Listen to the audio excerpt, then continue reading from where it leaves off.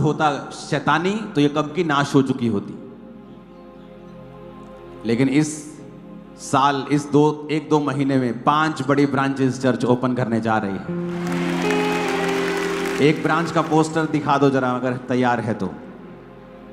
शायद उनके पास, अगर नहीं पहुंचा तो पहुंचा दो टीम के पास। मैंने नहीं पहुंचाया, आप पहुंचा दो।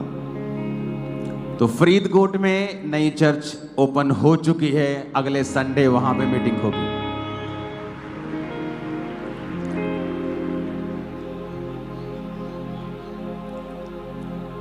हालेलुया। इस वीरवार कहां आना है? कहते चर्च ना आज ही हो वीरवार। कहां आना है? बटाला में। इसको फुल एड्रेस दिखाना बटाला का। बटाला विलेज सुनैया। शाम को होगी मीटिंग, और इस क्रूसेड के बाद जो अगली मीटिंग होगी थर्सडे की यहां पर, वो भी शाम की होगी। तो अब शाम की मीटिंग ओपन हो चुकी है।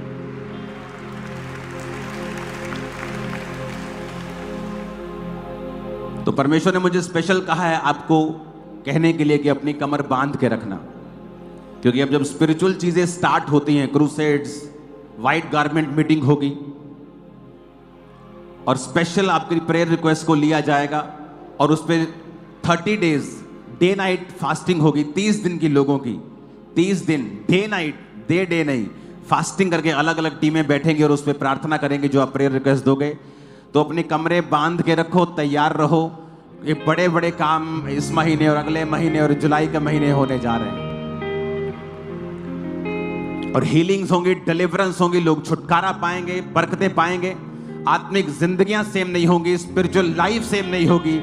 बड़ी चीजें होने जा रही हैं। आमीन।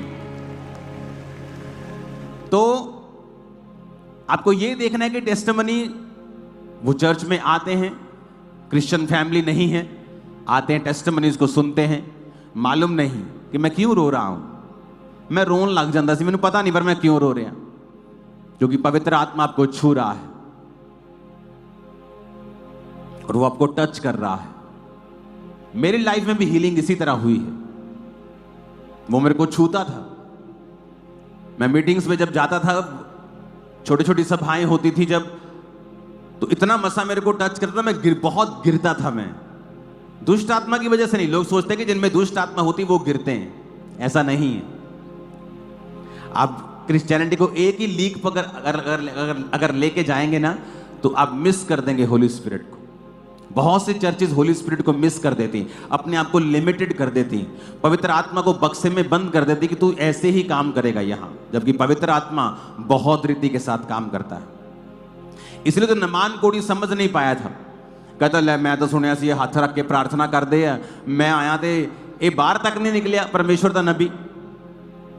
और परमेश्वर के नबी ने अंदर से कह दिया जा और यरदन नदी में 7 डुबकियां मार तो तेरा कोढ़ ठीक हो जाएगा।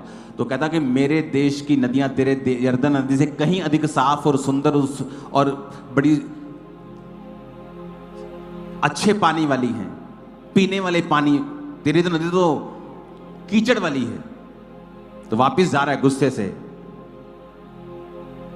और उसका नौकर कहता है कि क्या मुश्किल बात बोल दी उसने, यही तो कहा डुबकियां मार। कितनी मुश्किल है? तू इतना सोना चांदी लेके आया है, तू क्या क्या तूने नहीं किया, क्या क्या इंतजाम नहीं किए, क्या क्या उपाय नहीं किए, तो ये डुबकी मारनी है, सामने नदी बह रही, मार डुबकी। और लिखा जब 7वीं डुबकी मारी तो कोढ़ ठीक हो चुका था। तो कई बार हम अपने तरीके से पवित्र आत्मा को चलाने की कोशिश करते हैं कि मुझे ये नहीं करना, मुझे ये नहीं करना, मुझे तेल नहीं लगाना, मुझे ये नहीं करना। पवित्र आत्मा जानता है किस रीति से काम करना है। उसे सिखाओ मत, उससे सीखो। जब आप उससे सीखेंगे आप और बढ़ेंगे, नहीं तो आप अपने आप को लिमिटेड कर लेंगे। अगर आपकी कैपेसिटी 10 लीटर की है तो परमेश्वर आपको 15 लीटर नहीं देगा। वो आपको भी नाश नहीं करेगा और अपनी बरकत को भी नाश नहीं करेगा। इसलिए प्रभु ने कहा था कि अगर दाख का रस नई मश्क में भरा जाएगा तो दाख का रस भी बचा रहेगा और मश्क भी बची रहेगी। अगर दाख का नया रस पुरानी मश्क में डालोगे, तो जब नया रस पुरानी मश्क में डाला जाता था तो पुरानी मश्क जो होती थी चमड़े की होती थी, तो वो कड़क हो जाती, पुरानी कड़क हो जाती थी।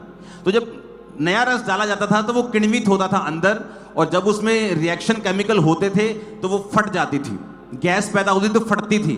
जो नया मश्क होती थी चमड़े की वो स्ट्रेचेबल थोड़ी होती थी। तो जब उसमें दाक रस डाला जाता था, जब दाक में अंदर गैसेस बनती थी तो वो स्ट्रेच होता थी और दाक का मश्क फटता नहीं थी और जो दाक का रस था वो खराब नहीं होता था। तो जब आपके अंदर कैपेसिटी पैदा हो जाएगी पवित्र आत्मा की बात को सुनने की, तो फिर वो आपको उस हिसाब से लोग देगा। अगर आपकी कैपेसिटी 500 लोगों की है तो परमेश्वर आपको 600 नहीं देगा, वो आपको नाश नहीं करना चाहता। अगर आपकी कैपेसिटी 2 लाख की है वो आपको इतने ही देगा, अगर 4 की है तो उतने ही देगा।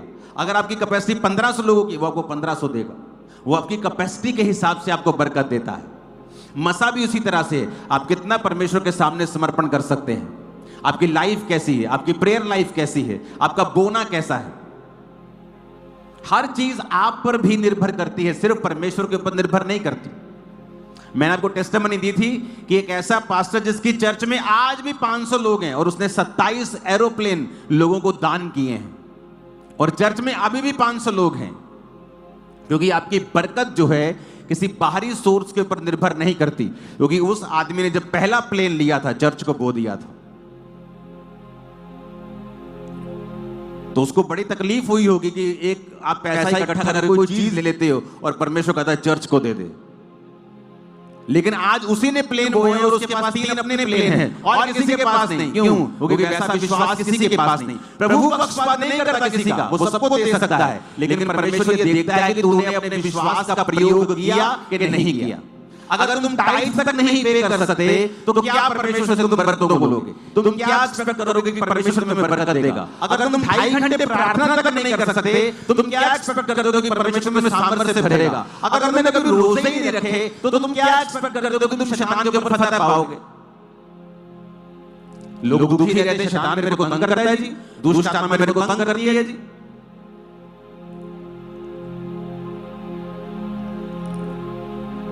आज ये बेबी के साथ खड़े हैं,